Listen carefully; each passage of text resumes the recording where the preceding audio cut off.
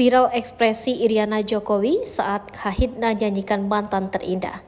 Ibu Negara Republik Indonesia menjadi sorotan lantaran ekspresinya saat Kahitna menyanyikan lagu Mantan Terindah. Adapun momen tersebut terjadi saat acara dalam rangka mendukung dan menyemarakkan hari ulang tahun ke-78 Republik Indonesia.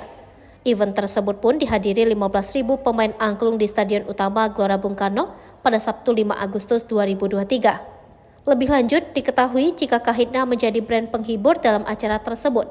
Mengutip dari Tribunnews, pada Minggu 6 Agustus 2023, sebelum lagu Mantan Terindah diputar, band yang digawangi Yovie Widianto itu sudah memberikan isyarat akan memainkan lagu galau. Hal tersebut disampaikan oleh Yovie Widianto sendiri. Ini lagu sedih sebenarnya, tapi ada senyum-senyumnya juga. Bahkan yang berpasang-pasangan sambil injek-injek, ayo ingat siapa lagu ini Mantan Terindah, kata Yovie Widianto disambut tawa meriah penonton.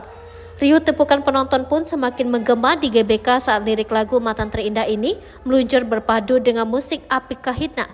Saat lirik berbunyi engkau di sana aku di sini dinyanyikan Hedi Yunus, layar di GBK sepertinya menyorot gestur Ibu Negara Iriana Jokowi.